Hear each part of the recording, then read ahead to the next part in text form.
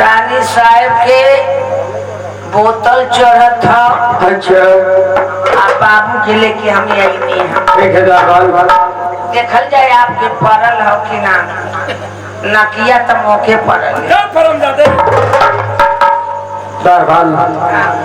देखो मेरा बंदा कितनी सुंदर लग रहा है। महाराज बोलो बाबू का नाम का रही आज से इसको नाम रहेगा गोविंदा। गोविंदा हाँ अब बाबू गोविंदा नहीं लगत हो। हाँ दरबार हीरो का नाम रख देला गोविंदा।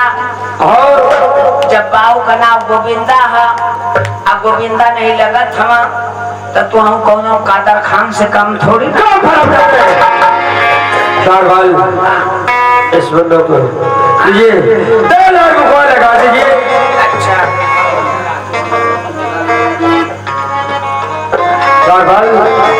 लगाओ तेल मुकवा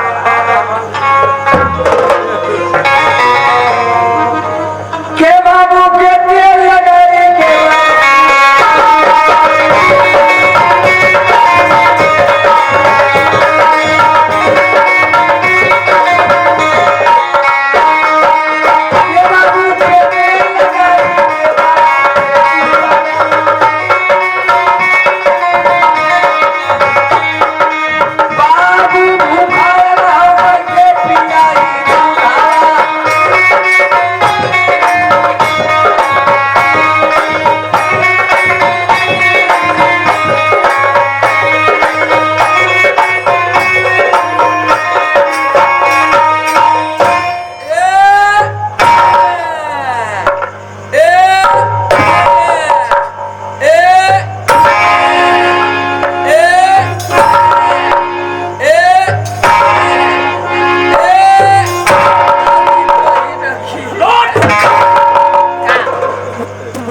किसकी गाड़ी दे रहा है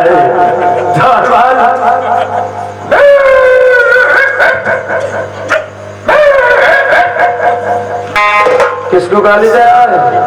जैसे कि काहे ना हथवा गोड़वा तननी है तो ठीक से रहना और जब दोनों गोड़वा धके पेटवा बगल दबनी है ना ऐसा ना मिसकाल में ना बाजारों मोर विनाश चुप रहो। अरे तो बच्चा उसे क्या मालूम है? बच्चा हाँ ये तो तब उनका लड़का का हारण कर देता अपने लड़का के तहदी तब बोले आना बचा बता आवाज के हो के मिसी तू ही मिसी आओ मत जानो मोरे नाकी का पर्दा है। हाँ ठीक है दरबार चलो हम लोग बहुत बढ़ चलते हैं। हाँ दरबार अब रानी के एक कर दिया रानी से उनके ना उनके फूलनवा तो घरे के बिलैतिया ठीक है दरबार बस चलता। देखिए दोस्तों जो बड़ी रानी साहब है जंगल में जो लड़का पैदा रहता है बड़ी रानी साहब का राजा साहब नहीं जानते हैं कहाँ गई कहाँ क्या हुआ क्या नहीं हुआ। उस जंगल में सयान हो जाता है। जो बिहौती औरत है जंगल में चली गई है उसका लड़का सयान होता है असयान हो गया है। माँ बेटा से क्या बात करती है और बेटा माँ से क्या बात करता है।